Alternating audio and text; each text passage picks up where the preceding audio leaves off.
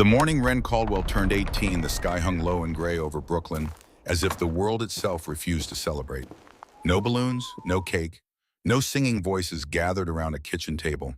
Just a manila envelope, a bus pass, and a handshake from a caseworker who was already looking past her toward the next appointment.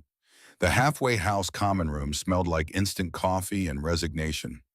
Ren stood near the door with her duffel bag slung over one shoulder, watching rain streak down windows that hadn't been cleaned since the Clinton administration. Everything she owned fit inside that bag: a few changes of clothes, a sketchbook filled with images she didn't understand, a photograph of a woman she didn't remember found tucked inside a library book 3 months after she woke up in a hospital bed with no memory of who she was or where she came from. The caseworker, a tired woman named Deborah with reading glasses perpetually perched on her nose, flipped through a final stack of papers. "Sign here," she said, "and here. Initial here."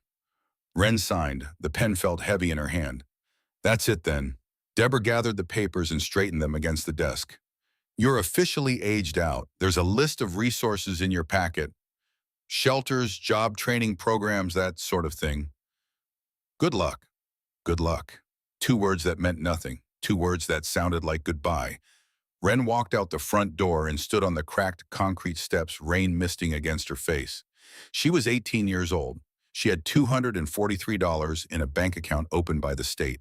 She had a GED, had a bus pass valid for 30 days, and a pass that stopped cold at 16. Before that, nothing, just static. Doctors called it trauma-induced amnesia, the result of severe head injury sustained in a car accident she didn't remember. They showed her brain scans pointed to areas of damage, used words like retrograde and dissociative and potentially permanent. They told her memories might return gradually in fragments, triggered by familiar sensations or locations. They told her to be patient. But 2 years had passed, and the wall inside her mind remained solid, unyielding, black as a moonless night. No one had come looking for her, no relatives claiming a lost daughter, no old friends searching for a missing classmate, no faces appearing in hospital waiting rooms, crying with relief, saying they'd been searching everywhere. Just silence. Ren had learned to live with that silence. She had learned to build a life in the narrow space between questions she couldn't answer and a future she couldn't imagine. She had learned to keep her head down, her expectations low, her heart carefully guarded against hoping for things that would never come. And now she was standing in the rain, 18 years old, completely alone, in a city of 8 million people, wondering what came next. She reached up and touched the scar on her forehead, a thin white line hidden beneath her bangs. The only physical evidence that something terrible had happened to her. The only proof that she had once been someone else. Whoever that girl was, whatever life she had lived, it was gone now. And Ren Caldwell had no choice but to keep moving forward. She shouldered her bag and walked toward the bus stop, rain soaking through her secondhand jacket, not looking back at the building that had been her home for the past 14 months. There was nothing to look back at. There was never anything to look back at. The first week of freedom passed in a blur of gray mornings and restless nights. Ren found a room in a halfway house in Flatbush, a converted brownstone where young adults fresh out of the system lived 4 to a room and shared a single bathroom down the hall. The walls were thin enough to hear arguments and crying and late-night phone calls conducted in hushed, desperate voices.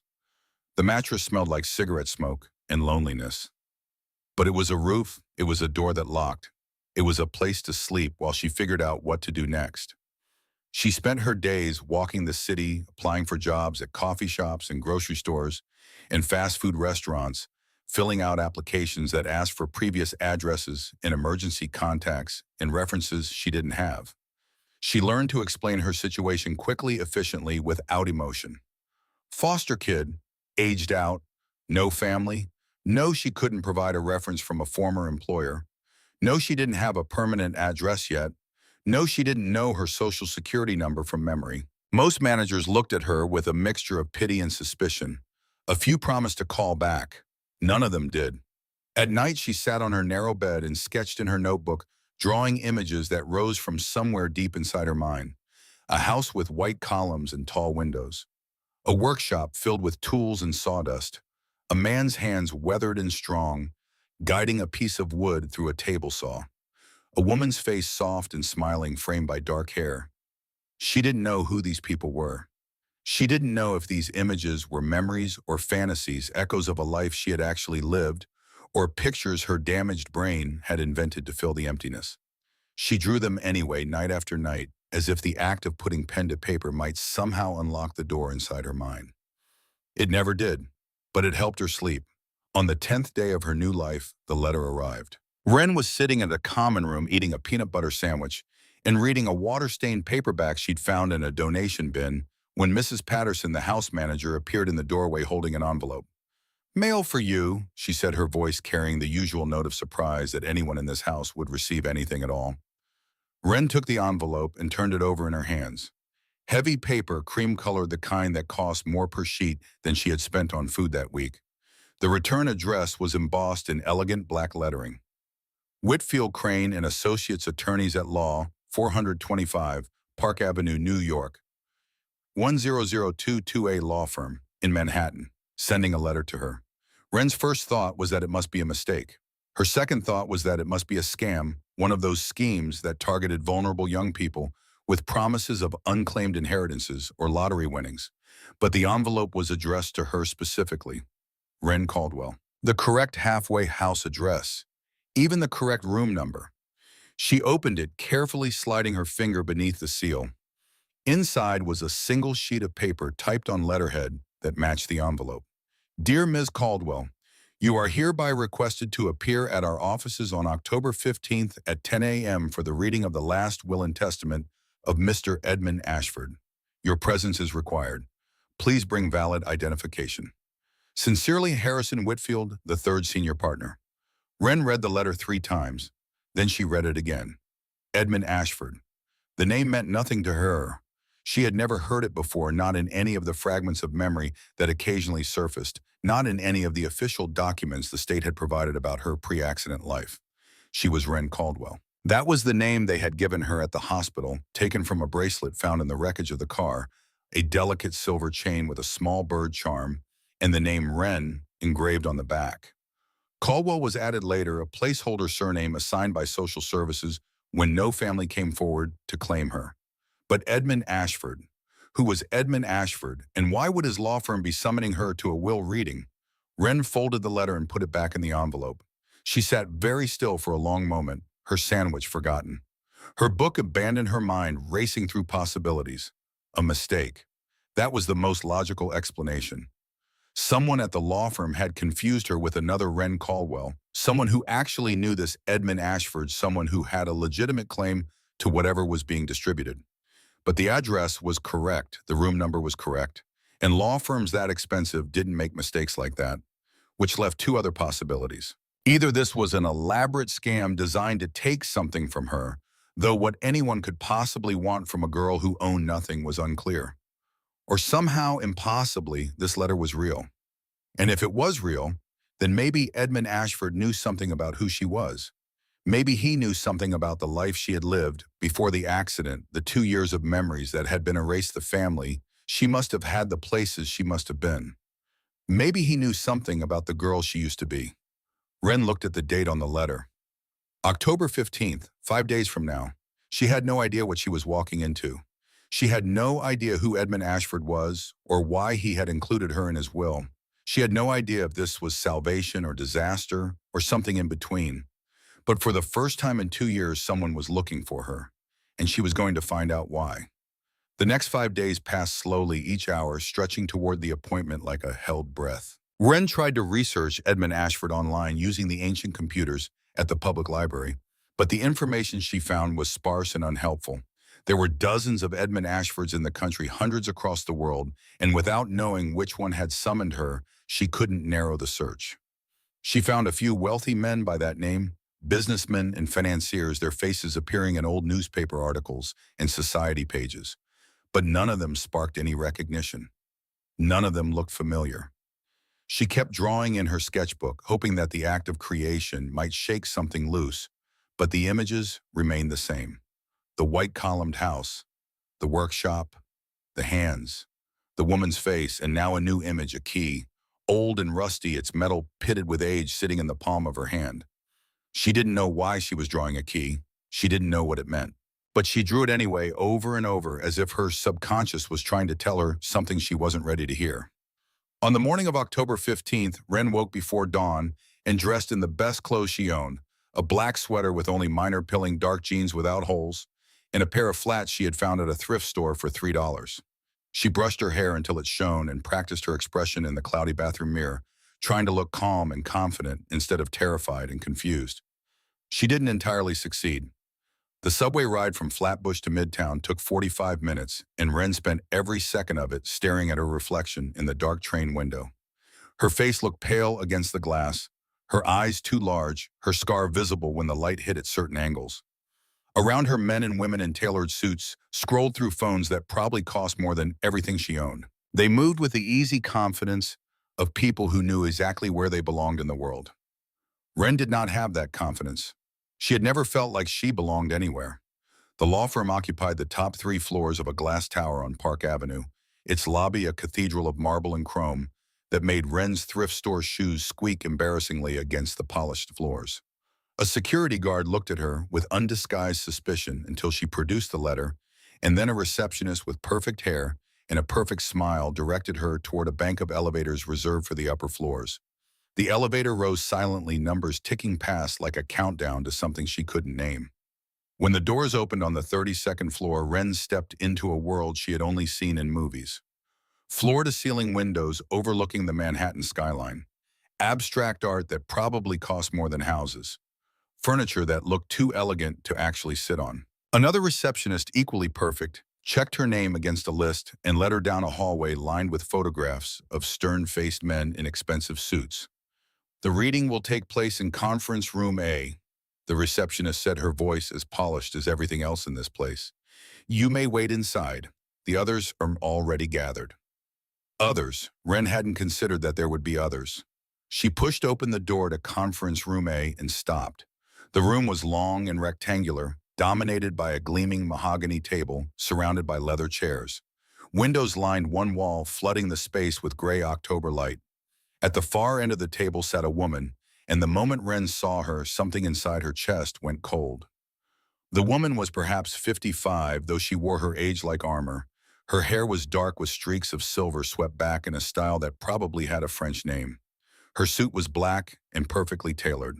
Her hands were folded on the table in front of her, her fingers decorated with rings that glittered even in the flat morning light. Her face was beautiful in a severe way, with high cheekbones and a sharp jaw and eyes the color of Arctic ice.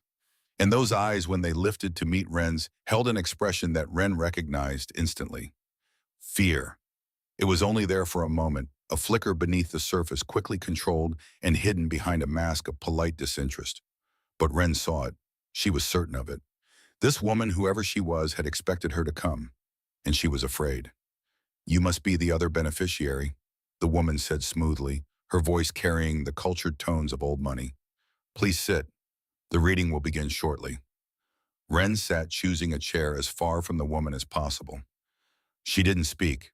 She didn't trust her voice not to tremble. Other people filed in over the next few minutes, a few attorneys in dark suits carrying folders and tablets. An older man with white hair who sat near the window and stared out at the city without expression. A younger woman who appeared to be some kind of assistant, setting up a recording device in the center of the table. And then finally a man who could only be Harrison Whitfield III entered the room and took his place at the head of the table. He was old, at least 70, with a face like crumpled paper and eyes that missed nothing. His suit was impeccable. His manner was formal. When he spoke, his voice carried the weight of decades spent delivering news that changed people's lives. "We are gathered here today," he began, "for the reading of the last will and testament of Mr. Edmund Ashford, who passed away on September 23rd of this year at the age of 78. Wren watched the woman's face as the attorney spoke. The woman didn't react, but her fingers tightened slightly around each other, the knuckles going white. "Mr. Ashford was the founder and chairman of Ashford Holdings, a diversified investment company with assets exceeding $4 billion. He was a widower, his wife having predeceased him by 12 years. He had one son, William, who passed away in a car accident 6 years ago. William's wife, Catherine, passed away 2 years later from a long illness." The attorney paused and looked down at the papers in front of him. William and Catherine had one child, a daughter. The room went very quiet. Mr. Ashford's will was updated several times over the past 2 years. The final version executed and witnessed on August 1st of this year is the document we will be reading today. Wren's hands were trembling in her lap. She pressed them together, trying to still them. To Cordelia Ashford, my daughter-in-law, widow of my son William, the attorney read, I leave the entirety of Ashford Holdings, including all subsidiaries' properties and investment accounts, to be held in trust until such time as the conditions outlined in Codicil 7 are met. The woman at the end of the table, Cordelia, allowed herself a small smile. It didn't reach her eyes. Wren Ashford, the attorney continued, and Wren's breath stopped in her chest. My granddaughter, I leave the following: one key contained in the safe deposit box detailed in Appendix A, and the address of a property located in Queens, New York, and also detailed in the appendix. A murmur rippled through the room. Someone actually laughed, a soft sound of disbelief. Wren didn't move. She couldn't move. The attorney continued reading, listing minor bequests to servants and charities, but Wren wasn't listening anymore. Granddaughter. He had called her his granddaughter. Edmund Ashford, the billionaire who had just died, had called her his granddaughter, and he had left her nothing but a key and an address. And the woman at the end of the table, Cordelia, was her step-grandmother, her father's stepmother, the woman who had received everything, billions of dollars in assets, while Wren received a rusted key. But that wasn't what made Wren's blood run cold. What made her blood run cold was the way Cordelia was looking at her now. Not with confusion, not with surprise, not with the bewildered curiosity of someone encountering an unexpected relative for the first time. Cordelia was looking at her with the cold, calculating gaze of someone who had known exactly who she was the moment she walked through the door. She had known, and she had been afraid. Which meant there was something about Wren, something about her identity, something about her relationship to Edmund Ashford that Cordelia found threatening. And that meant the key and the address weren't just random bequests from an eccentric old man. They were something else entirely. They were breadcrumbs, leading somewhere Cordelia didn't want her to go. After the reading, Wren was given an envelope by one of the attorneys. Inside was a small key, old and rusted, and a slip of paper with an address in Queens. She left the building without speaking to anyone, without looking back, without acknowledging Cordelia's arctic stare following her all the way to the elevator. On the subway ride home, she turned the key over and over in her hand, feeling its weight, tracing its edges, trying to understand why a dying man would leave his granddaughter, a granddaughter who didn't even remember him, nothing but a piece of corroded metal and a few lines of text. The address was for a woodworking shop, according to a quick internet search. A small business that had been closed for years, located on a quiet industrial block near the elevated train tracks. Nothing special, nothing valuable. So why had Edmund Ashford considered it important enough to include in his will? And why had Cordelia been afraid? Wren didn't go to Queens immediately. For 2 days, the key sat on the chipped nightstand beside her bed, and she turned it over in her hands more times than she could count. It didn't look like it opened anything valuable. It looked like it belonged to a locker in an old high school gym, rusted and forgotten. But the address kept pulling at her, and the questions kept multiplying. Who was Edmund Ashford to her? Why had he called her his granddaughter? Why had he left her nothing but a key while leaving billions to Cordelia? And why, in those last months of his life, had he updated his will specifically to include her? She drew in her sketchbook at night, but the images had changed. Now she was drawing the key over and over. She was drawing a door she didn't recognize. She was drawing a face, a man's face, old and weathered, with kind eyes and a sad smile. She didn't know if she was remembering or imagining. She didn't know if it mattered. On the third day, Wren woke before dawn and made her decision. She was going to Queens. She was going to find out what that key opened, and she was going to find out who she really was. The woodworking shop sat on a quiet industrial block near the elevated train tracks, exactly as the internet had promised. The metal sign out front was faded, its letters barely legible, Ashford and Sons Fine Woodworking. The windows were dusty, the door was padlocked, and graffiti covered the loading dock, and weeds pushed up through cracks in the concrete lot. If this was some kind of inheritance, Wren thought it felt like a joke with a punchline she didn't understand. She stood on the sidewalk for a long moment, listening to the distant rumble of the subway overhead. The October wind cut through her jacket, carrying the smell of rain and exhaust, and something else, something sweeter, something that almost smelled like sawdust. She felt strange, not afraid exactly. Something else, something that might have been recognition. Fine, she muttered to herself. Let's see what's so special. The front door was padlocked, but the padlock was new, its metal still bright against the weathered wood. Wren examined it closely and found a small keyhole that matched the key in her hand perfectly. She took a breath. She inserted the key. The lock clicked open. Inside the shop smelled like old sawdust and motor oil, exactly as she had somehow known it would. Sunlight cut through the grimy windows in thick beams, illuminating abandoned workbenches and shelves lined with tools that hadn't been touched in years. Dust motes swirled in the air like tiny ghosts. Wren walked slowly through the space, her footsteps echoing in the silence. She ran her fingers along the workbenches, leaving trails in the dust. She picked up tools and set them down again, examining lathes and chisels and planes that had once been used by hands she didn't remember. But those hands, in her sketchbook, the ones guiding wood through a table saw, had they been here, had she— "This is it," Wren whispered to herself. "This is what he left me." She almost laughed at the absurdity of it. A dead man's workshop, abandoned and forgotten, holding nothing but dust and memories that didn't belong to her. But then she noticed something strange. One section of the back wall looked different from the rest. The wood paneling was cleaner, less warped by time and moisture. It didn't quite match the surrounding walls, as if it had been installed later with different materials. Wren approached slowly, her heart beginning to beat faster. She ran her hands along the paneling, feeling for irregularities. Near the bottom, hidden beneath a mounted shelf, her fingers found a small, nearly invisible keyhole. Her breath caught. She looked at the key still clutched in her other hand. It was too big for this lock, too old and rusted. But there was a key here somewhere. There had to be. She searched the shelf above, running her fingers along the underside, checking for hidden compartments. Nothing. She checked the adjacent workbench, pulling out drawers that stuck with age, finding nothing but old receipts and scattered hardware. And then, almost by accident, she noticed a loose floorboard near the wall. Wren knelt and pried it up with her fingernails, breaking two of them in the process, not caring. Beneath the board was a small metal box coated with dust, but still intact. Inside the box was another key, small and silver and new, completely unlike the rusted one she had received from the attorney. And beneath the key was a note handwritten in careful cursive, "For Wren, when you're ready to remember." Wren's hands were shaking so badly she could barely hold the key. She stood and approached the hidden panel again. She inserted the silver key into the small lock. It fit perfectly. The wall shifted with a quiet mechanical click, and a section of paneling swung inward, revealing not a storage closet, not a hidden safe, but an entire room.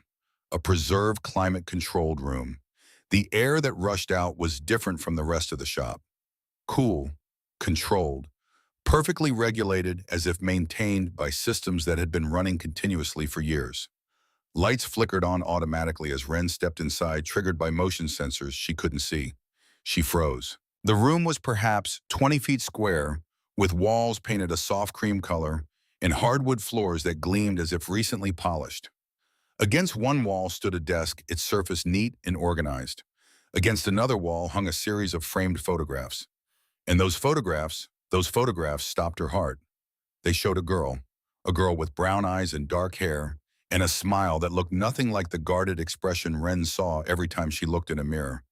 A girl blowing out candles on a birthday cake, the number 14 glowing in the frosting. A girl standing between two adults, a woman with a gentle face and a man with strong hands, all of them laughing at something outside the frame.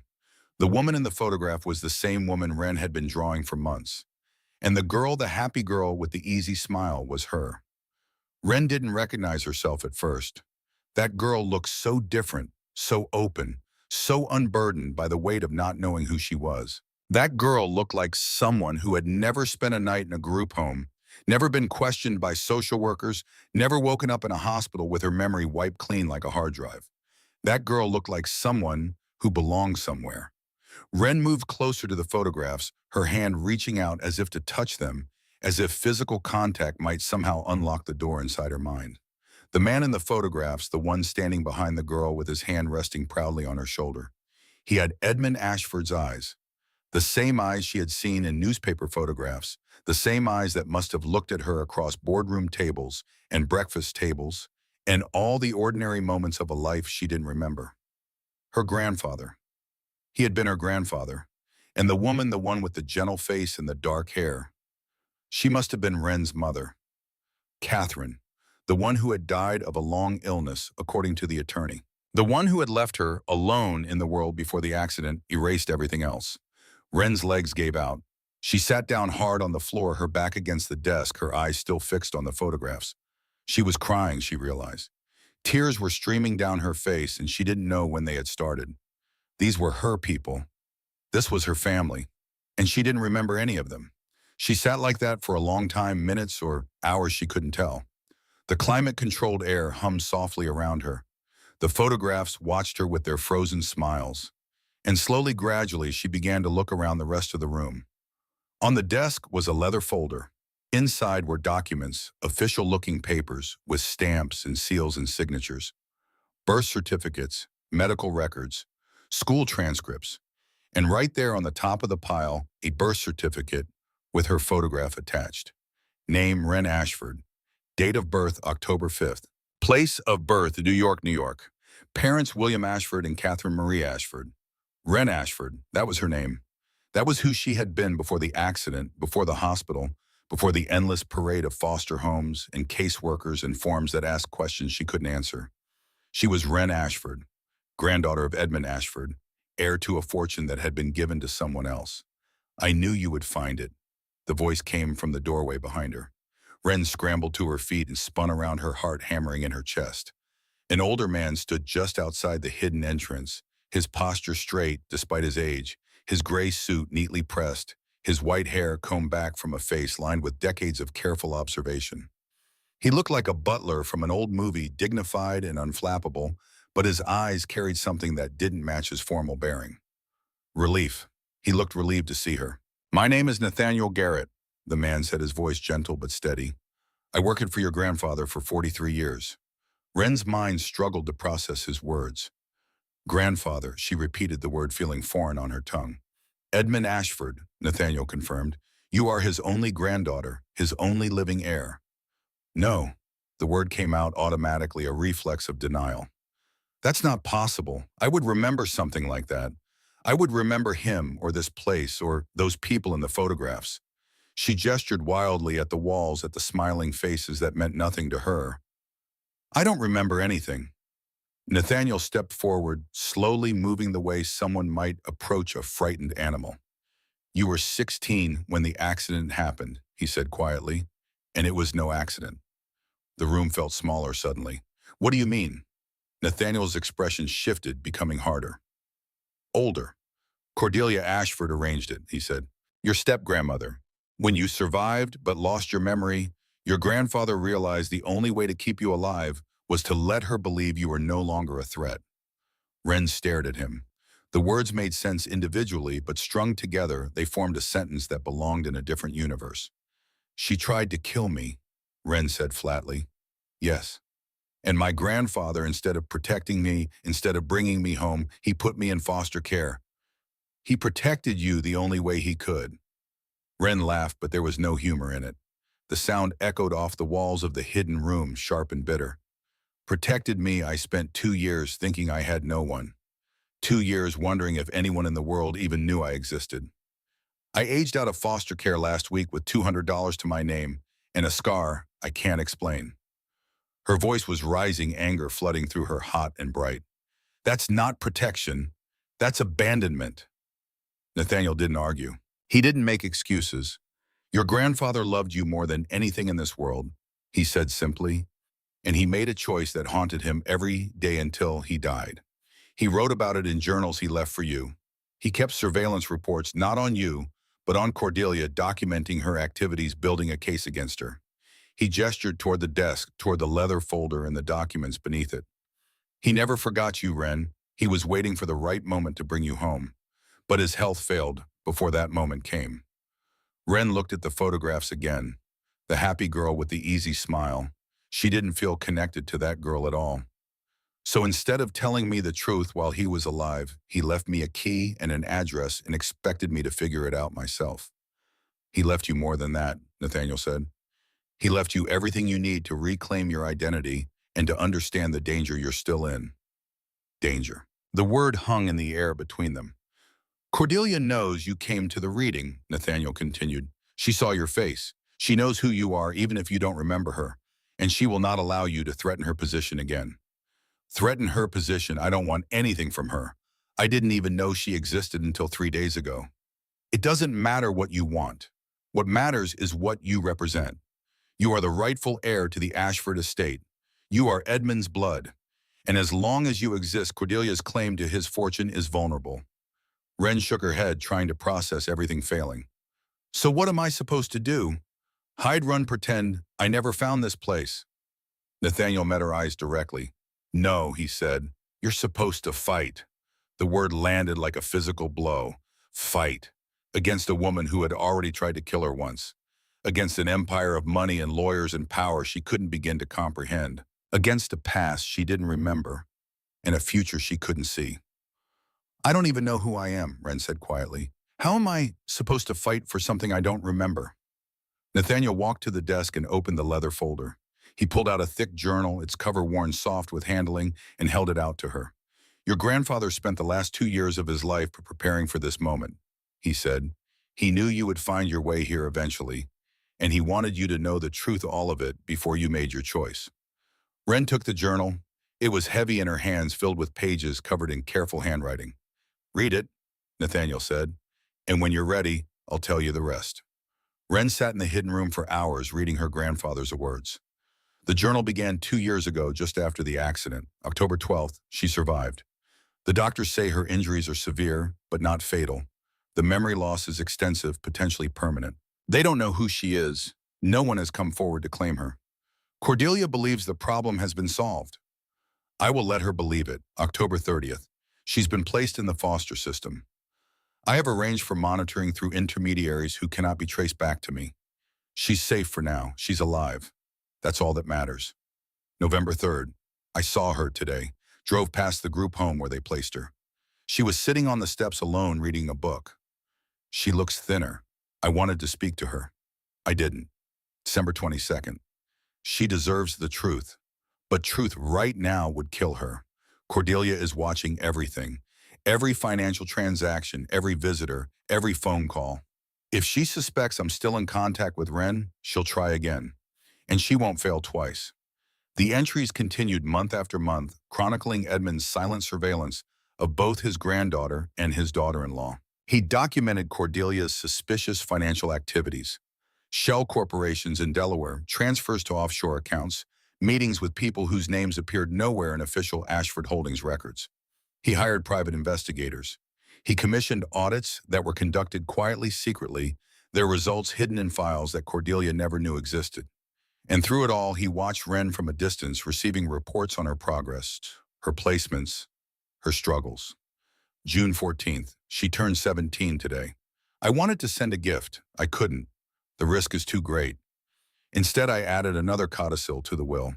If something happens to me before I can bring her home, she'll have what she needs to find her way. August 1st. My health is failing. The doctors give me 6 months, perhaps less. I've made my final arrangements. The shop, the room, the documents, everything she needs to prove her identity, and the fail-safe. Wren looked up from the journal. What fail-safe? Nathaniel, who had been standing quietly by the door, stepped forward. Your grandfather was a careful man, he said. He knew that once you discovered the truth, Cordelia would move against you. She would use lawyers and money and influence to destroy your credibility before you could establish your claim. He walked to the desk and opened another drawer, pulling out a sealed envelope marked with a date and a notarized stamp. This is a copy, he said. The originals are held by 3 different law firms in 3 different states, with instructions to release them to federal authorities and the Securities and Exchange Commission under specific circumstances. What circumstances? If Cordelia initiates direct legal action against you, Nathaniel's voice was steady, factual. Your grandfather embedded conditional triggers in his will. If she attacks you through the courts, if she files suits claiming fraud or contesting your identity, The release is automatic. Wren shook her head. I don't understand. What's in the envelope? Evidence, Nathaniel said. Years of financial audits documenting irregularities in Cordelia's management of Ashford Holdings. Offshore accounts, shell corporations, tax fraud, securities violations. Enough to warrant federal investigation and likely criminal charges. Wren stared at him. He built a trap. He built protection. For you. Wren looked at the journal in her hands at the cramped handwriting of a dying man trying to save a granddaughter who didn't even know he existed. He could have just told me, she said. He could have found a way to explain everything to bring me home, to let me make my own choice. He was afraid, Nathaniel said simply. Afraid that you would confront Cordelia before you were ready. Afraid that she would find out and hurt you again. Afraid of losing you permanently this time. So instead, he let me think I was alone. Yes, and he regretted it every day. Wren closed the journal. The anger was still there burning in her chest. At Edmund for his choices. At Cordelia for her crimes. At the unfairness of all of it, the life stolen from her, the family erased from her memory, the years spent wondering if anyone in the world cared whether she lived or died. But beneath the anger, something else was growing. Something steadier, something colder. Resolve, she looked at Nathaniel. If she wanted me gone, Wren said quietly, she shouldn't have left me alive. Nathaniel studied her face for a long moment. Then slowly he nodded. No, he agreed, she shouldn't have. Wren stood and walked to the photographs on the wall. She looked at the smiling girl, the happy family, the life that had been stolen from her. She didn't remember them. She might never remember them, but she would fight for them anyway. Tell me everything, she said. Tell me who Cordelia is. Tell me what she's done. Tell me how we're going to bring her down. Nathaniel allowed himself a small, grim smile. It would be my pleasure. Outside the hidden room, the afternoon light had faded to gray. Rain had begun to fall, drumming against the dusty windows of the abandoned shop, washing the city clean. Wren didn't notice. She was too busy planning a war. The first strike came exactly 48 hours after Wren discovered the hidden room.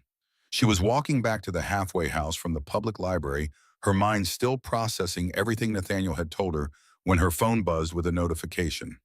She didn't recognize the news app, one of the free ones that had come pre-installed on the cheap smartphone the state had provided. She rarely used it. The world's problems seemed distant compared to her own. But the headline that appeared on her screen stopped her cold in the middle of the sidewalk. Unknown woman claims Ashford fortune fraud or forgotten heir. Beneath the headline was a photograph, grainy, taken from a distance but unmistakably her. She was standing outside the law firm building on Park Avenue, her face half turned toward the camera, her expression uncertain and out of place against the gleaming glass and chrome. Wren's stomach dropped. She clicked the article with trembling fingers. The story was brief but devastating.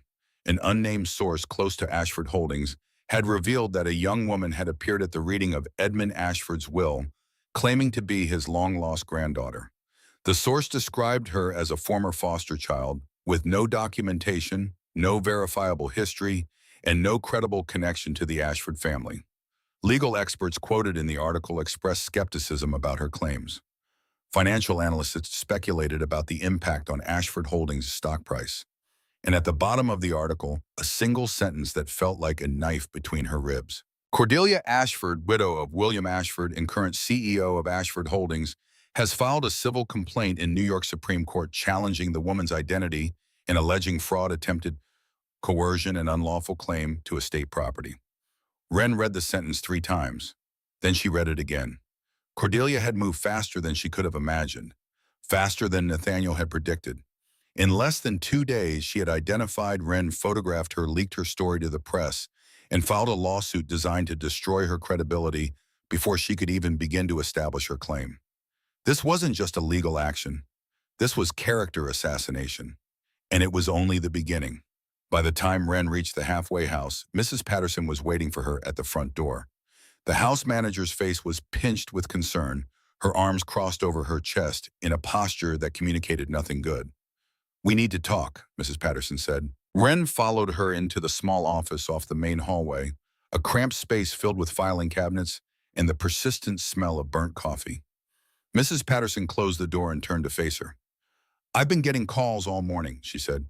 "Reporters, lawyers, Someone from a television station asking if you lived here. Wren's heart sank. I can explain. Can you? Mrs. Patterson's voice wasn't unkind, but it was tired. Because from what I'm reading online, you've gotten yourself involved in something way over your head. And I can't have that kind of attention on this house. The other residents, they're trying to build stable lives. They don't need cameras outside and lawyers asking questions.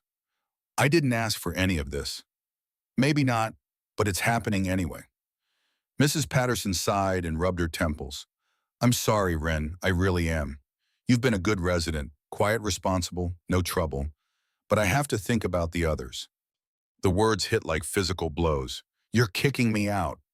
I'm asking you to find alternative arrangements by the end of the week. Wren wanted to argue.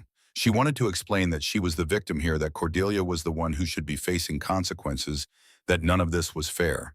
But she had learned long ago that fair was a concept that rarely applied to people like her. Fine, she said quietly. I'll be gone by Friday. Mrs. Patterson looked relieved and guilty in equal measure. I really am sorry, she said again. If there's anything I can do to help, letters of reference, that sort of thing. Wren shook her head and walked out of the office. She had 3 days to find somewhere else to live, and she had no idea where to start. That night, Wren sat on her narrow bed and called Nathaniel from the phone he had given her, a prepaid device that couldn't be traced to either of them. I saw the news, he said before she could speak. I'm sorry. I hoped we would have more time. She filed a lawsuit, Wren said, her voice flat. She's calling me a fraud. I know, my contacts at the firm sent me copies of the filing. It's aggressive, but not unexpected. Cordelia's strategy is clear: discredit you publicly before you can establish your identity legally. If she can convince the court and the media that you're an imposter, your claims become worthless. And what am I supposed to do about that? I don't have lawyers. I don't have money. I don't even have a place to live anymore. There was a pause on the other end of the line. What do you mean? Wren explained about Mrs. Patterson, about the reporters and the phone calls and the ultimatum. When she finished, Nathaniel was silent for a long moment. I should have anticipated this, he said finally. Cordelia isn't just attacking your credibility. She's trying to isolate you, cut off your resources, your support systems, everything that might help you fight back. It's working. Only if you let it. Nathaniel's voice hardened. Your grandfather prepared for this, Wren. He knew Cordelia would try to destroy you the moment you surfaced. That's why he built safeguards. The fail-safe you mentioned, the automatic release. Yes, but there's more. Edmund established a trust fund separate from the main estate, hidden in a way that Cordelia couldn't access or trace. It was meant to provide for you, to give you resources to fight back if necessary. Wren closed her eyes. How much?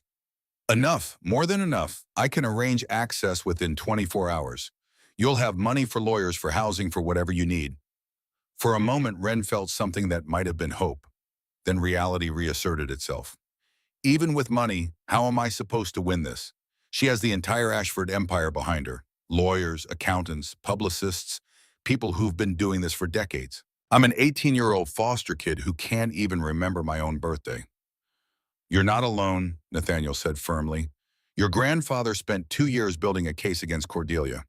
We have evidence, we have documentation, and we have something she doesn't expect. What's that? You standing up, refusing to disappear. Nathaniel paused. Cordelia has spent her entire life underestimating people she considers beneath her. She thinks you'll crumble under pressure, that you'll take whatever scraps she offers and go away quietly. She's wrong. Wren looked around the tiny room that had been her home for the past months. The water-stained ceiling, the mattress that smelled like cigarettes, the single window that looked out onto a fire escape in a brick wall. She had survived worse than this. She had survived the accident. She had survived 2 years of not knowing who she was. She had survived aging out of the system with nothing but a bus pass and a scar. She could survive Cordelia Ashford. Tell me what to do, she said.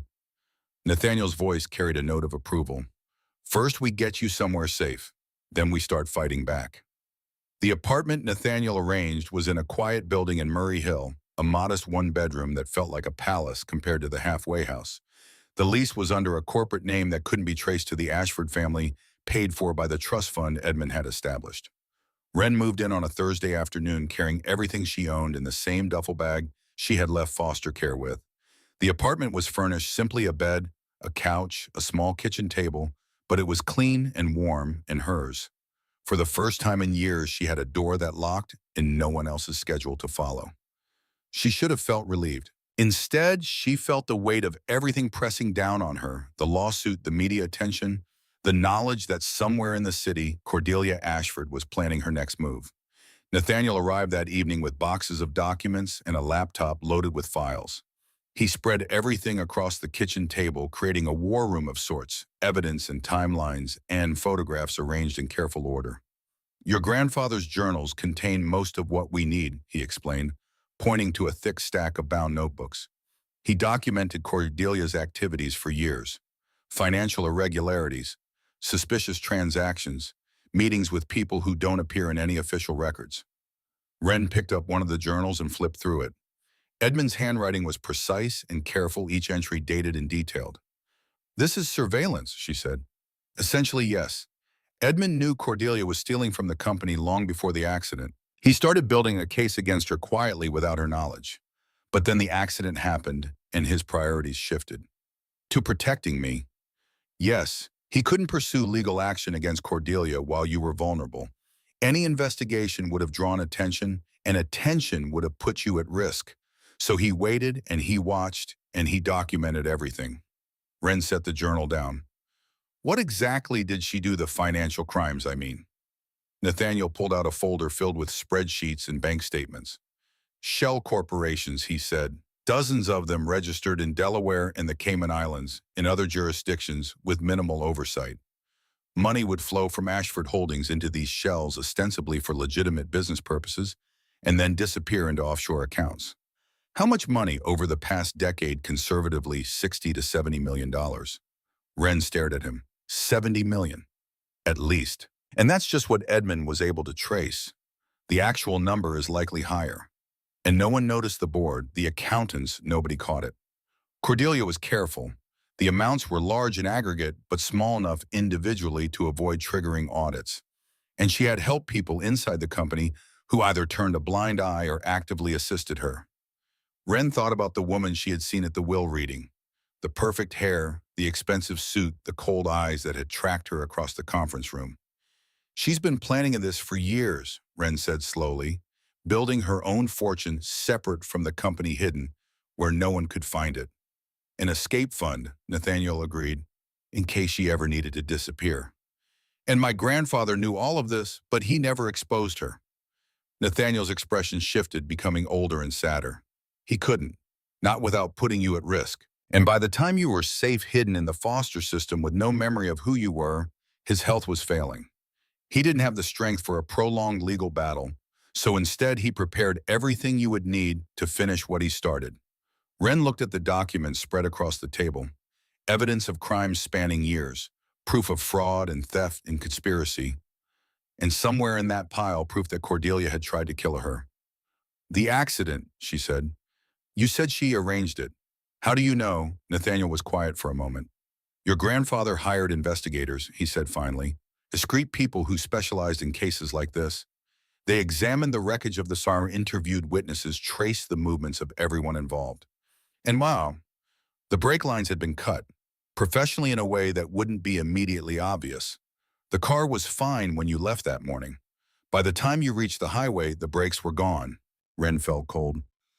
"My father," she said. "He was driving. He died in that accident." "Yes, William Ashford, your father, died at the scene. You survived barely, but the head trauma erased your memories. The police ruled it an accident, mechanical failure. No one looked closely enough to find the truth. Because Cordelia made sure they didn't. She has connections, influence, people who owe her favors or fear her retaliation. The investigation was closed within weeks." Wren stood and walked to the window. The city stretched out below her, millions of lights in millions of windows, millions of people living their lives without any knowledge of the war being fought in this small apartment. "She killed my father," Wren said quietly. "She tried to kill me, and she's been stealing from the company for years." "Yes. And now she's suing me for fraud." "Yes." Wren turned to face Nathaniel. I want to destroy her. Nathaniel studied her face for a long moment. Then slowly he nodded. Good, he said. That's exactly what your grandfather hoped you would say. The next week passed in a blur of legal preparations and strategic planning. Nathaniel connected Wren with a team of lawyers, former federal prosecutors, who had transitioned to private practice and now specialized in complex financial litigation.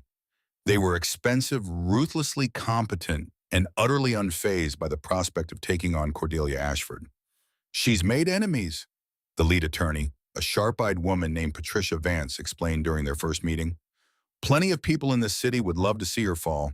The trick is making sure she falls legally in a way that sticks. The legal strategy was straightforward but risky. First, they would establish Wren's identity beyond any doubt using DNA evidence, birth records, and testimony from people who had known her before the accident. Then once her status as Edmund's heir was confirmed, they would challenge the terms of the will, arguing that Cordelia's inheritance was conditional on her not committing crimes against the family. The fail-safe your grandfather built into the will is clever, Patricia said, reviewing the documents. But it's also a double-edged sword. If we trigger it too early, Cordelia might find a way to suppress the evidence or discredit the sources. We need to time this carefully. Wren understood the logic, but the waiting was difficult. Every day she saw new articles online, speculation about her identity, skeptical analyses of her claims, carefully worded quotes from Cordelia's representatives suggesting she was mentally unstable or being manipulated by opportunists. The character assassination was relentless. And then on the 8th day after she moved into the Murray Hill apartment, the attacks became physical. Wren arrived at the woodworking shop in Queens to find the front door hanging open. Its lock shattered. Her heart stopped. She pushed inside slowly, her phone in her hand, ready to call for help. The main workshop looked the same as before, dusty and abandoned, but something felt wrong. The air was different, disturbed. She made her way toward the back, toward the hidden room, her breath caught in her throat. The panel was still closed. The concealed entrance remained hidden, its outline invisible to anyone who didn't know where to look. But the office beside it, the small room where Edmund had once conducted business, was destroyed. The desk had been overturned. Filing cabinets stood open, their contents scattered across the floor. A safe that Wren hadn't even known existed had been pried open, its door bent at an ugly angle. Whatever had been inside was gone. Wren stood in the doorway, staring at the destruction, her mind racing. Cordelia's people had been here. They had searched the shop looking for something, evidence perhaps, or documents that might threaten her position. They hadn't found the hidden room, thank God, but they had taken whatever was in the safe. And then, as if the break-in wasn't enough, she smelled smoke. Wren turned sharply. At the back of the office, near a stack of old newspapers, flames were beginning to lick at the walls.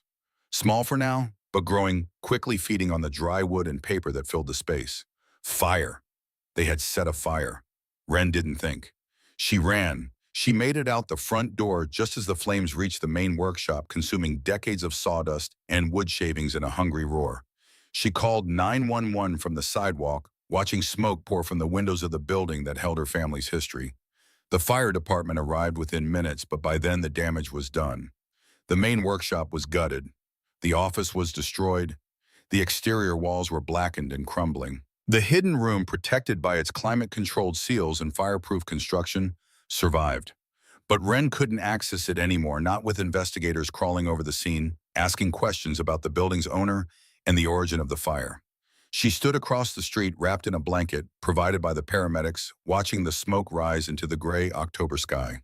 A message. That's what this was. Cordelia was telling her to back off, to disappear, to accept whatever scraps were offered, and stop making trouble. But Wren didn't feel intimidated. She felt angry. The fire made the news, of course. Minor story, a few paragraphs on local sites, nothing compared to the coverage of the lawsuit. But Wren knew the truth. This wasn't random. This wasn't coincidence. This was war. And Cordelia had just made her first tactical mistake. She's getting desperate, Patricia Vance said when Wren showed her the fire department's preliminary report. Breaking and entering, arson, these are serious crimes. If we can prove she was behind this, it changes everything. Can we prove it? Not directly. Whoever she hired was professional enough to avoid leaving obvious evidence. But desperation leads to more mistakes.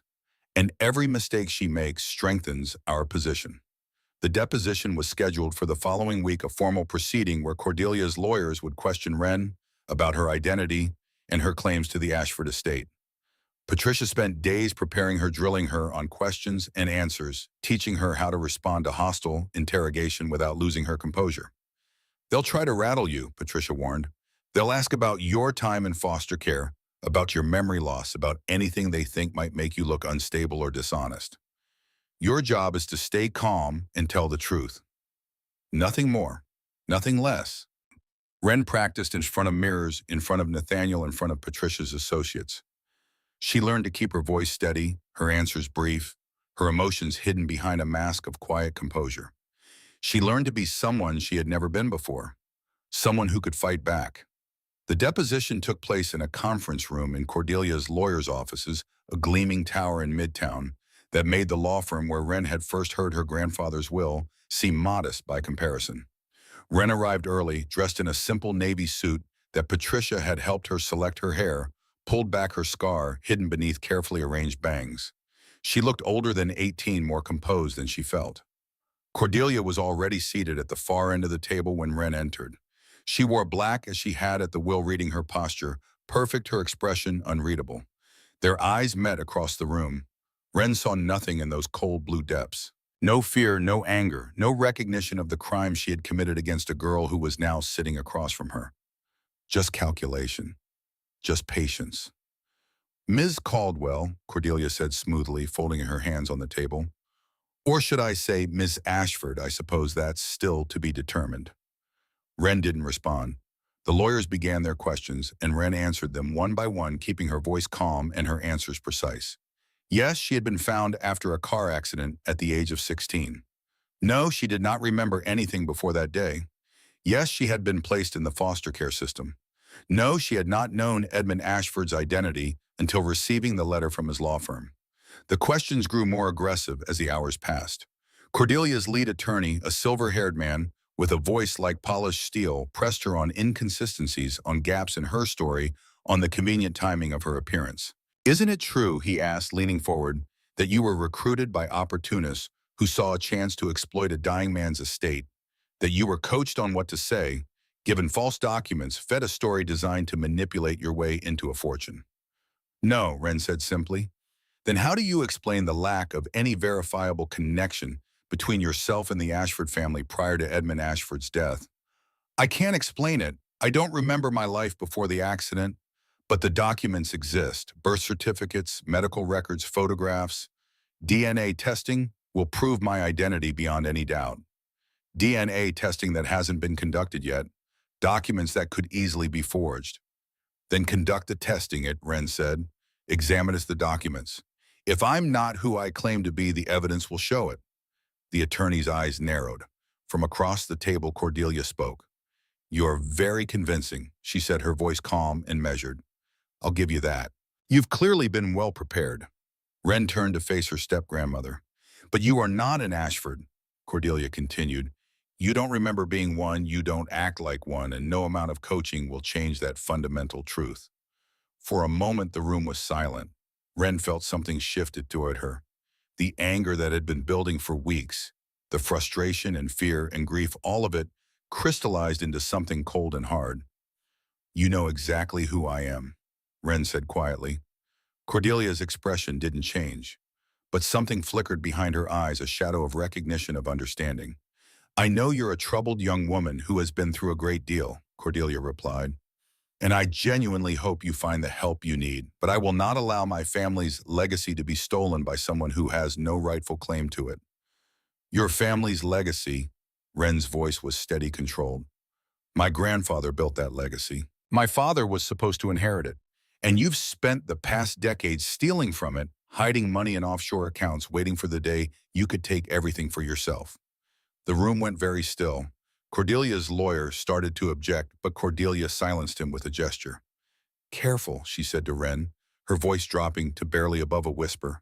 "You're making accusations you can't support." "Not yet," Wren replied, "but I will." The deposition ended shortly after that, the lawyers retreating to their corners to assess the damage and plan their next moves. Wren walked out of the building into the cold October air, her hands shaking, her heart racing. She had looked Cordelia in the eye. She had told her in no uncertain terms that she knew the truth, and Cordelia had not denied it. That night, Wren sat in her apartment with Nathaniel and Patricia reviewing the transcript of the deposition.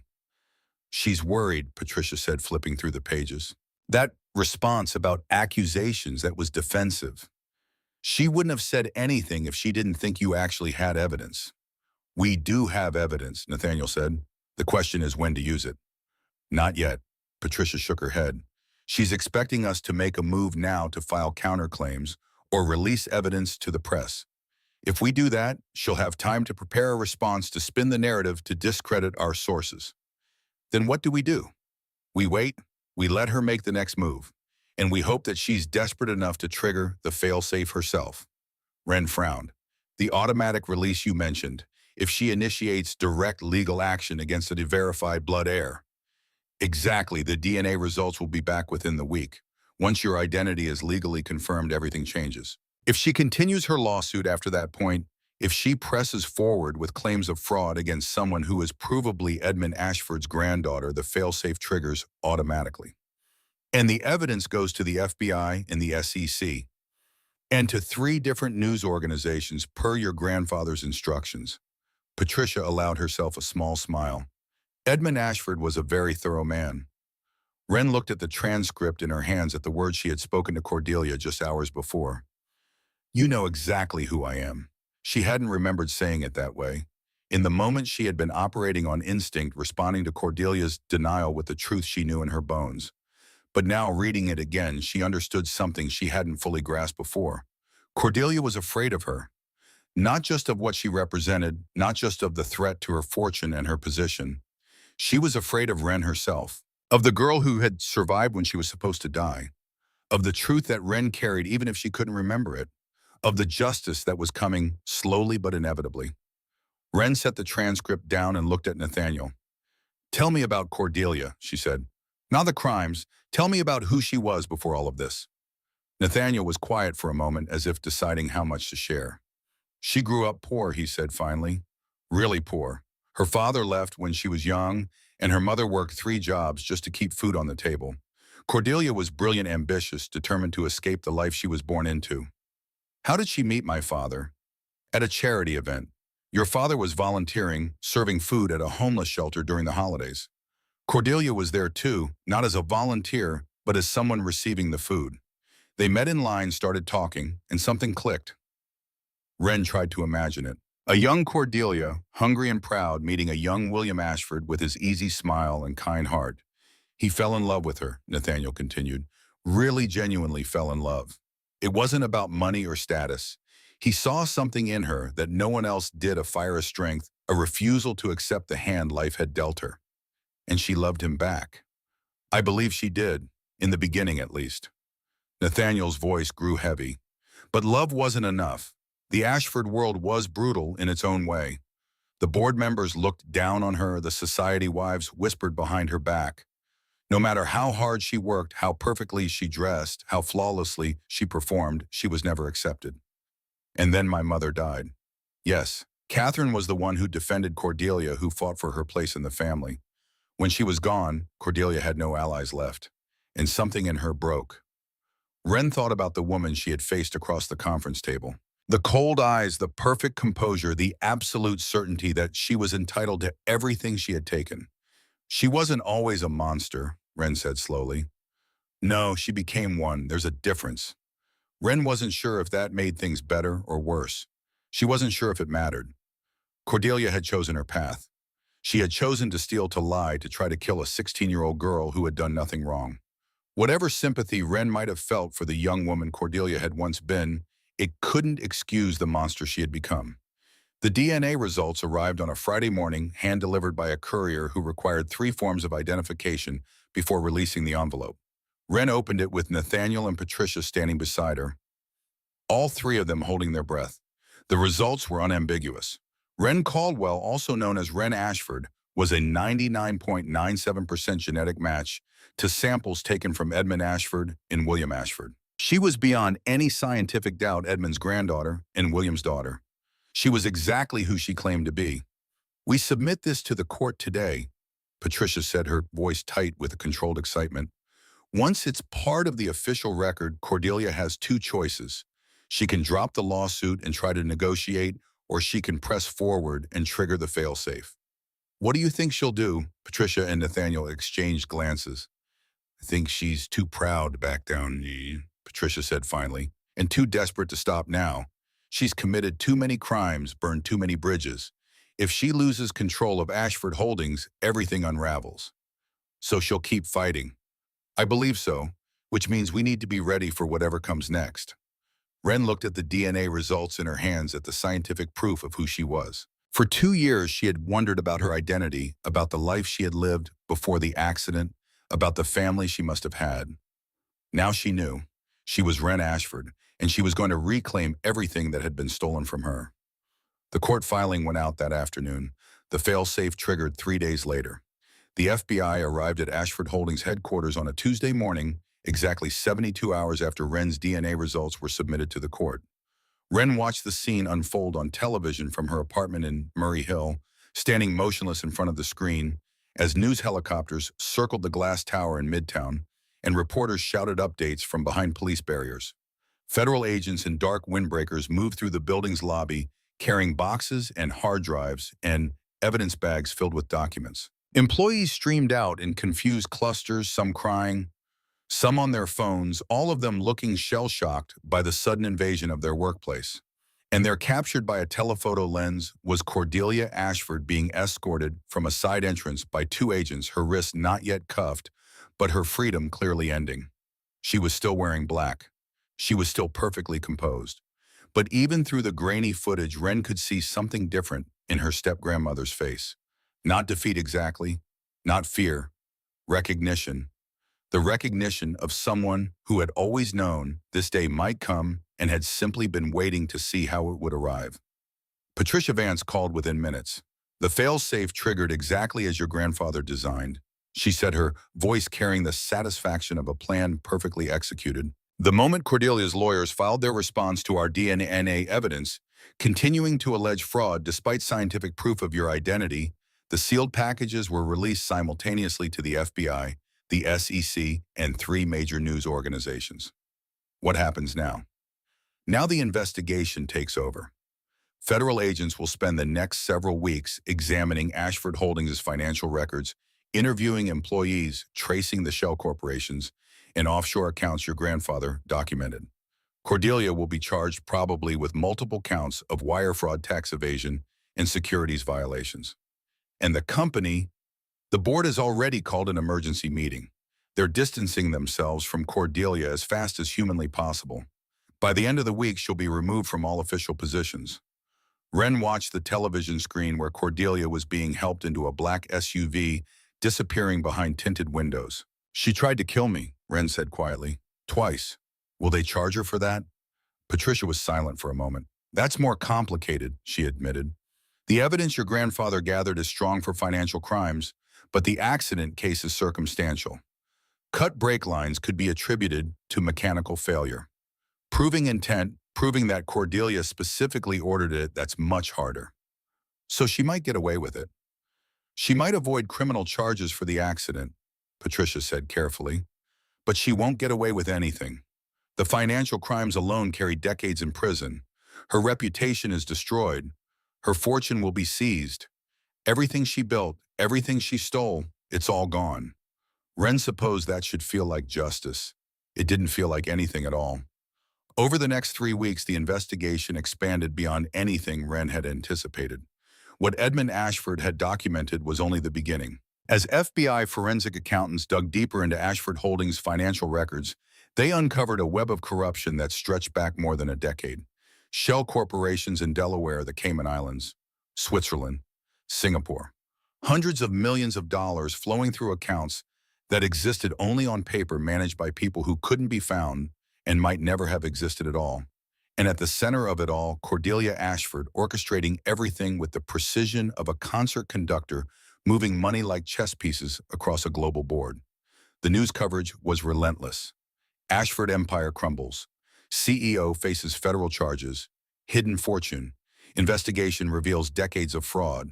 The Woman Behind the Curtain, How Cordelia Ashford Built a Secret Empire. Wren avoided television and newspapers as much as she could, but the story was everywhere, impossible to escape. People recognized her on the street now, pointing and whispering, some with sympathy and some with suspicion. The forgotten foster kid had become famous, her face splashed across tabloids and financial pages alike. She hated every moment of it.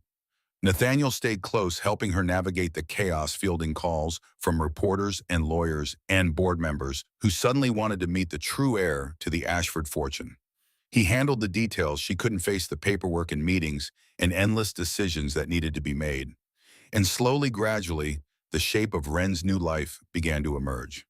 The board of Ashford Holdings, desperate to distance themselves from Cordelia's crimes, voted unanimously to recognize Wren as Edmund's legitimate heir.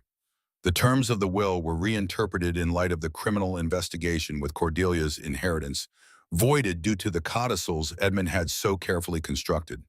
Everything she had stolen was being recovered. Everything she had built was being dismantled. And everything that had belonged to Edmund Ashford, the company, the properties, the fortune, was being transferred to his granddaughter. Wren sat in Patricia's office on a gray November afternoon, signing documents that made her one of the wealthiest people in New York. Her hand trembled as she wrote her name. "You're doing fine," Patricia said gently. "Just a few more." "I don't want any of this," Wren said, not for the first time. "I didn't ask for it. I don't know what to do with it." "What you do with it is entirely up to you. But for now, all you need to do is sign. The rest can wait." Wren signed and signed and signed. When the last document was complete, Patricia gathered the papers and looked at Wren with something that might have been respect. "Your grandfather would be proud," she said. "You've handled this better than anyone could have expected." "I don't feel proud," Wren replied. "I feel tired and angry and sad and about 100 other things I can't name." "That's normal. What you've been through, what you're still going through, it would break most people. But you're still standing." Wren thought about the girl in the photographs, the one with the easy smile and the happy family. She wondered if that girl would recognize the person she had become, hardened by foster care and loss and betrayal, sitting in a lawyer's office signing papers worth billions of dollars. She wondered if she would ever feel like that girl again. Probably not, but maybe she could become someone else, someone stronger, someone who could take everything that had been done to her and transform it into something meaningful. Maybe that was the real inheritance, not the money, not the company, but the choice of who to become. The request came on a Friday evening, delivered by a federal prosecutor who looked uncomfortable making it. Cordelia Ashford, currently being held without bail pending trial, had asked to speak with her stepdaughter. Not her lawyers, not the investigators. "Wren, you don't have to agree," the prosecutor said. "In fact, I'd advise against it. Anything she says could complicate the case, and there's no legal benefit to you meeting with her." Wren looked at Nathaniel, who had accompanied her to the meeting. "What do you think?" she asked. Nathaniel considered the question carefully. "I think," he said slowly, "that this is your decision to make. Not mine, not the lawyers, not anyone else's. Cordelia was part of your life, even if you don't remember it. She was married to your father. She lived in your family's home. For better or worse, she's connected to your history." "That's not an answer." "No, it's not." Nathaniel's eyes met hers. "But I've learned that the answers that matter most are the ones we find for ourselves." Wren thought about it for a long moment. She thought about the accident, about the brake lines that had been cut, about the father she didn't remember dying on a highway while she lay unconscious beside him. She thought about the 2 years in foster care, about the loneliness and the fear and the endless wondering if anyone in the world cared whether she lived or died. She thought about Cordelia's face at the will, reading the flash of fear behind those cold eyes, the recognition of a threat that was supposed to have been eliminated.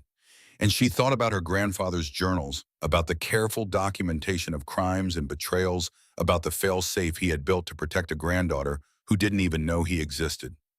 "I'll do it," she said. The prosecutor looked surprised. "Are you sure?" "No," Wren admitted. "But I need to see her. I need to understand." "Understand what?" "How someone becomes what she became, and whether there's anything left of the person she used to be." The Federal Detention Center was a gray concrete building in Lower Manhattan, anonymous and institutional, designed to hold people awaiting trial for crimes too serious for regular bail. Wren passed through security checkpoints and metal detectors, surrendering her phone and her bag, submitting to searches that felt invasive despite their necessity. She was escorted down long hallways painted in institutional green, past locking doors and barred windows, until she reached a small interview room with a metal table bolted to the floor. Cordelia was already there. She looked different than Wren had expected, smaller somehow. The perfectly tailored suits were gone, replaced by an orange jumpsuit that hung loosely on her frame. Her hair, always immaculate, showed gray roots that had been carefully hidden before. Her face, stripped of makeup, looked older and more vulnerable than Wren had ever seen it. But her eyes were the same, cold and calculating and watchful. "You came," Cordelia said as Wren sat down across from her. "I wasn't sure you would." "Neither was I." They studied each other across the metal table, two women connected by blood and betrayal, neither willing to be the first to look away. "You look like your mother," Cordelia said finally. "Catherine. The same eyes, the same jawline. I used to watch you sleep when you were little, and I'd see her face in yours." "You knew my mother." "I knew her." Cordelia's voice carried something that might have been regret. "She was kind to me when no one else was. She defended me to the board, to the society wives who thought I was trash, that William had dragged in from the street. She was the only one who ever treated me like I belonged. And then she died." "Yes, and then she died." Cordelia's eyes flickered, and I was alone again, surrounded by people who hated me, who were just waiting for me to fail, who wanted nothing more than to see me thrown back into the gutter where I came from. Wren felt something shift inside her. Not sympathy exactly, something more complicated. "That doesn't justify what you did." "No, it doesn't." Cordelia leaned back in her chair. "I'm not asking for justification. I'm not asking for forgiveness. I just wanted you to understand that I wasn't always what I became. Nathaniel told me about how you grew up, about how you met my father, about how the board treated you." "Nathaniel," Cordelia laughed softly, "always watching, always judging. He never liked me. He was loyal to my grandfather." "Yes, and loyalty is a powerful thing." Cordelia's eyes sharpened, "which brings me to why I asked to see you." Wren waited.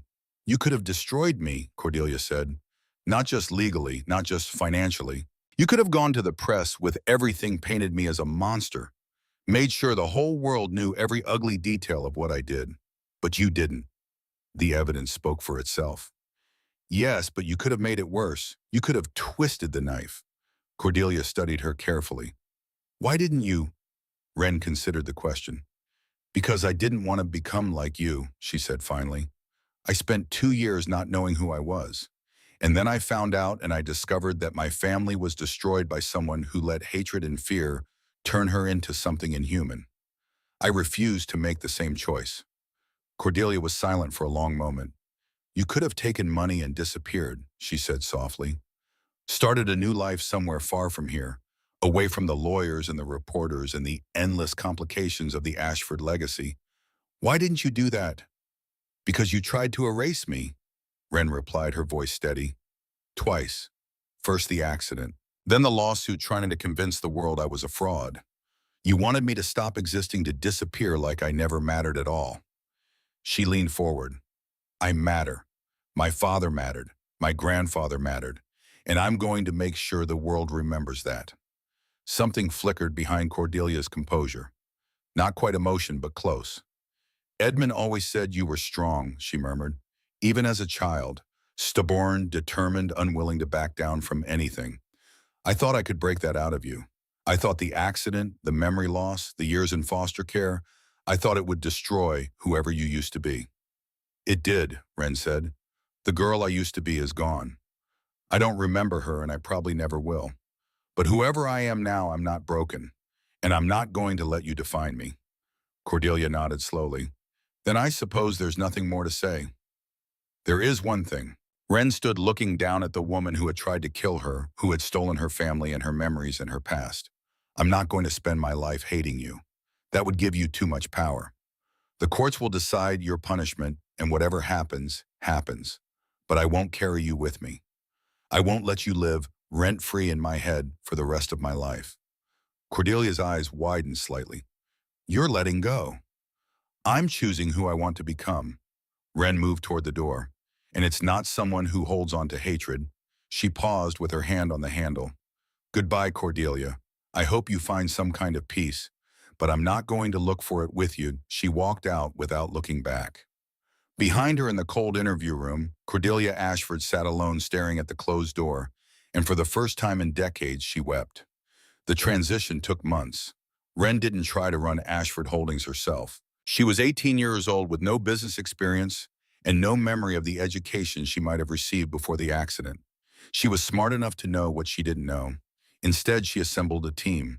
She kept Nathaniel as her personal advisor, the one person she trusted absolutely, the living connection to her grandfather's vision.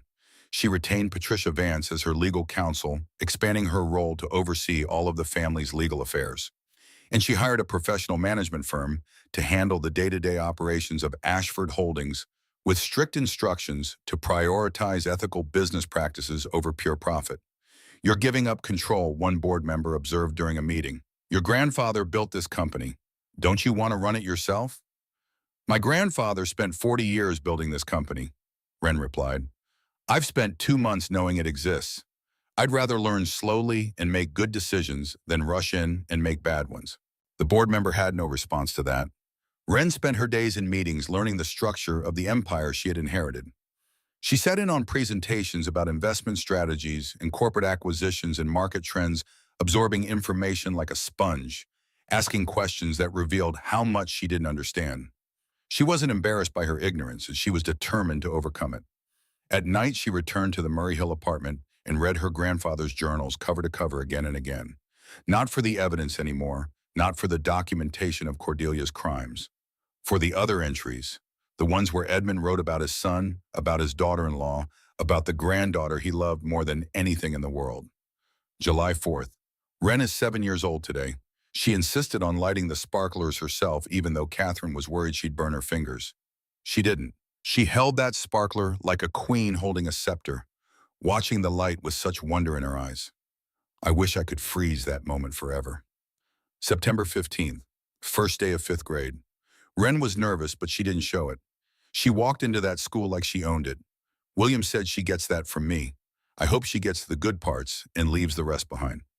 March 22nd, Catherine's diagnosis. We haven't told Wren yet. How do you tell a child that her mother is dying? How do you explain something that doesn't make sense, even to adults? She's so young, too young for this kind of loss. Wren read the entries about her mother's illness, about the slow deterioration, about the day Catherine finally passed away with her family gathered around her bed. She read about her own grief described through her grandfather's eyes, the way she had refused to cry at the funeral, the way she had retreated into silence for weeks afterward. She read about how Cordelia had stepped in to fill the void slowly at first, then more aggressively. About how the household had changed, how the warmth had seeped out of it, how Edmund had watched his daughter-in-law transform from a grieving widow into something harder and colder. And she read about the accident. October 3rd, 2 days ago. The police say it was mechanical failure. They're wrong. I know they're wrong. Cordelia has been acting strangely for weeks, meeting with people I don't recognize, making phone calls at odd hours. And now William is dead and Wren is in a coma, and the doctors say she might not wake up. If she does wake up, if she survives this, I will protect her. Whatever it takes, whatever it weighs. I will not let Cordelia take my granddaughter from me. October 10th, she woke up. She doesn't remember anything. Not me, not her father, not her own name. The doctors say it might be permanent. I have a choice to make. If I bring her home, Cordelia will know she survived, and Cordelia doesn't leave loose ends. If I let her go, let the system take her, let her disappear into foster care with a new name and a blank slate, she'll be safe. Cordelia will forget about her. The threat will be eliminated. It's the hardest decision I've ever made. I choose her safety over my own heart. I choose to let her go. Wren closed the journal and sat in silence for a long time. She understood now. She didn't forgive exactly. The years in foster care had been brutal, lonely, filled with fear and uncertainty. Edmund could have found another way. He could have been more creative, more courageous, more willing to fight. But he had been old and sick and afraid of losing the only family he had left. He had made a choice, and in the end that choice had kept her alive long enough to find her way back. Maybe that was enough. Maybe understanding was its own kind of peace. The Ashford estate in Westchester was everything Wren had expected and nothing like she had imagined. She drove up the long driveway on a December afternoon, snow falling softly around her, watching the house emerge from the white landscape like something out of a fairy tale. Tall columns and wide windows, and a portico that could have graced a southern plantation. Gardens buried under winter snow, their outlines suggesting elaborate patterns that would bloom in spring. It was beautiful. It was cold. It felt nothing like home. Nathaniel accompanied her through the front doors into a foyer with marble floors and a chandelier that probably cost more than most people's houses. The air smelled like old wood and furniture polish, and money, that particular scent of wealth that Wren had never encountered before entering this world. Your grandfather loved this house, Nathaniel said quietly. He and your grandmother raised your father here, and later you. Wren looked around at the paintings on the walls, the antique furniture, the photographs in silver frames showing generations of Ashfords who had lived and died within these walls. It's a museum, she said, not a home. It could be both, if you wanted it to be. Wren walked through the rooms, trailing her fingers along surfaces that must have been familiar. Once that must have held memories she could no longer access. The library where her grandfather had read to her. The kitchen where her mother had taught her to bake. The garden room where she had played as a child building castles out of blocks while adults discussed business in hushed voices. She remembered none of it. But standing in these spaces, breathing this air, she felt something stirring. Not memory exactly, something deeper. Something that lived in her bones and her blood, a cellular recognition of home that transcended conscious thought. She belonged here, or she had once, and maybe she could again. But not like this, not as a monument to wealth and privilege and the weight of family legacy. I want to change it, she said, turning to Nathaniel. I want to turn this place into something meaningful. What did you have in mind? Wren thought about the halfway house where she had spent 14 months, about the thin mattresses and the shared bathrooms, and the constant fear of what would happen when she aged out. She thought about the other kids she had met there, the ones with no families and no resources, and no one to help them navigate the transition to adulthood. A foundation, she said slowly, for kids aging out of foster care, housing support, legal aid, education grants, job training. Everything I didn't have when I turned 18. Nathaniel studied her face. That would be a significant undertaking. This estate is worth tens of millions of dollars. You could sell it and donate the proceeds, or you could convert it into a facility, but either way, the logistics would be complicated. I know, but it's the right thing to do. Wren looked around at the elegant rooms, the priceless art, the accumulated wealth of generations. My grandfather built all of this. But in the end, what mattered to him wasn't the money. It was family. It was protecting the people he loved. She turned back to Nathaniel. I want to protect people too. Not just my family, but all the kids out there who don't have anyone to protect them. Who turn 18 and get handed a bus pass and a handshake and told good luck. Your grandfather would approve, Nathaniel said quietly. He always hoped you would find a way to use this wealth for something meaningful. Did he say that in his journals? Many times, he believed that true legacy wasn't measured in dollars or properties or corporate holdings. It was measured in the lives you touched, the people you helped, the difference you made in the world. Wren thought about Edmund Ashford, the man she didn't remember, the grandfather who had loved her enough to let her go. Then that's what I'll do, she said. I'll build a legacy he would be proud of. The Ashford Foundation for Youth Transition Services was announced in January, and on the first anniversary of Edmund Ashford's death, Wren stood before a crowd of reporters and dignitaries and social workers, wearing a simple black dress and speaking into a microphone that felt too large for her hands. Behind her, the Westchester estate gleamed in the winter sunlight, its transformation already beginning, scaffolding and construction crews, converting empty bedrooms into dormitories and offices into counseling centers. 1 year ago, she said, her voice steady despite the cameras and the crowds, I turned 18 and aged out of foster care with nothing but a bag of clothes and $200 to my name. I didn't know who I was. I didn't know where I came from. I didn't know if anyone in the world cared whether I lived or died. She paused, letting the words settle.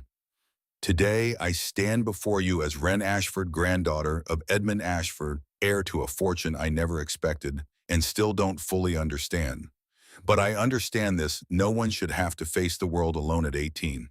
No one should be handed a bus pass and told good luck and left to figure out the rest by themselves. She gestured toward the estate behind her. This house was built by my family. For generations, it sheltered Ashfords, protected them, gave them a place to belong.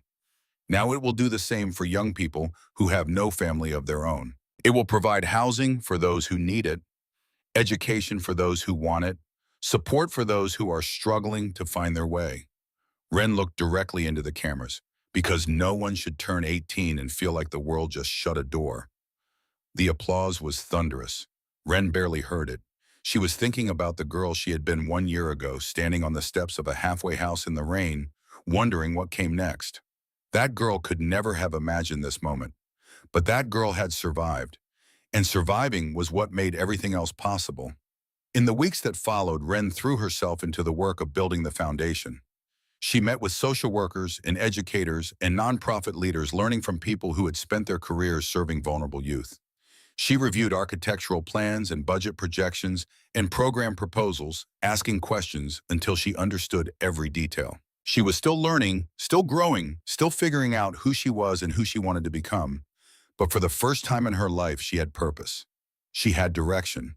She had a reason to get up in the morning that had nothing to do with survival and everything to do with meaning.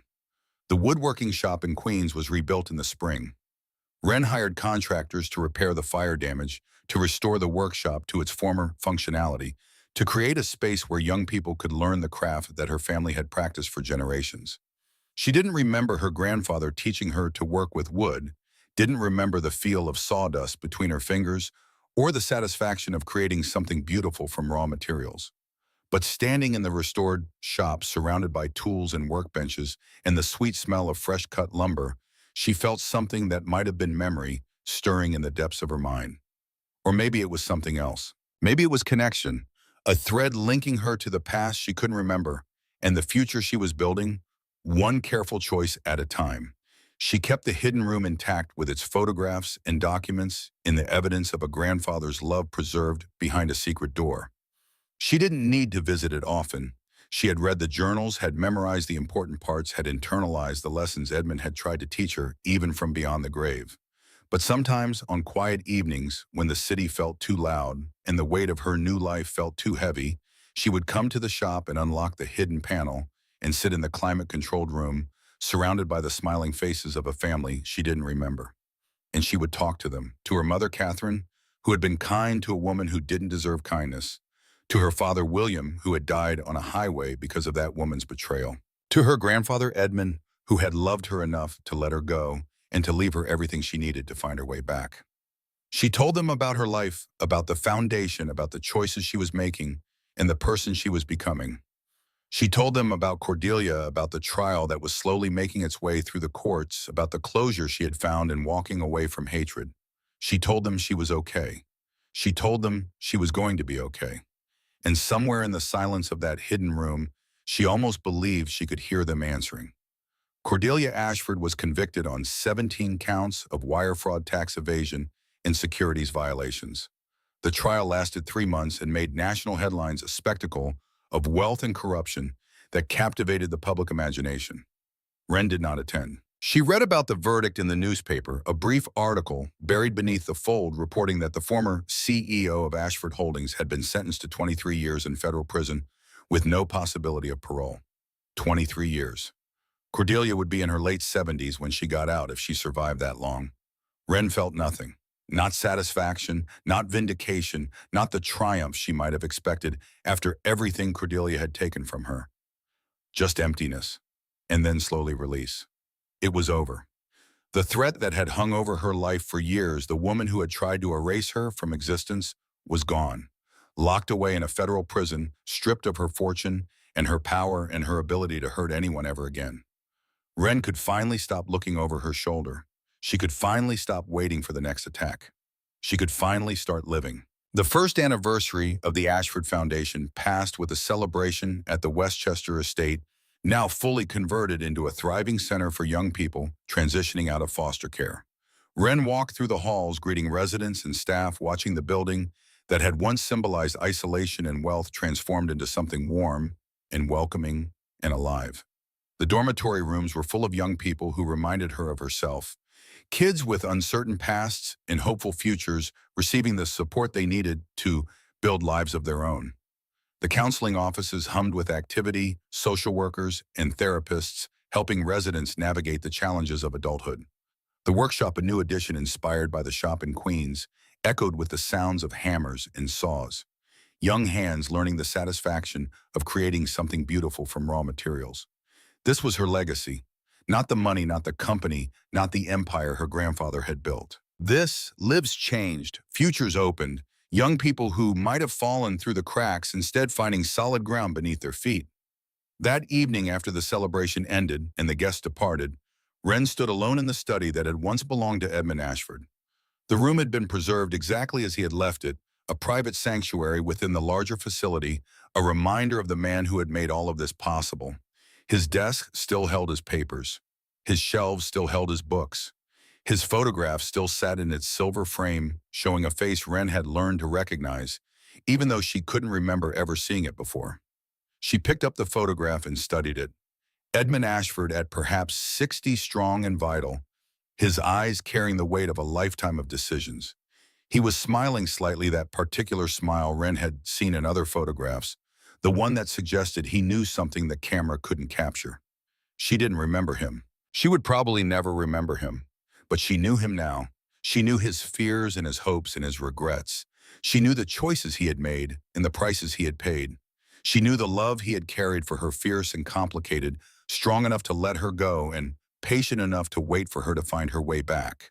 She knew that he had believed in her, and she knew that she had proven him right. "I wish you could see this," she said quietly to the photograph, to the empty room, to the ghost of a grandfather who might or might not be listening. "I wish you could see what your legacy became." She set the photograph down and walked to the window. Outside, snow was falling on the Westchester grounds, blanketing the gardens and the pathways in the dormitory buildings, where young people were sleeping peacefully, safely surrounded by support they could count on. This was what wealth could do when it was used well. This was what power looked like when it served something larger than itself. This was what it meant to choose differently. Wren thought about the question that had haunted her since she first discovered the truth about her identity.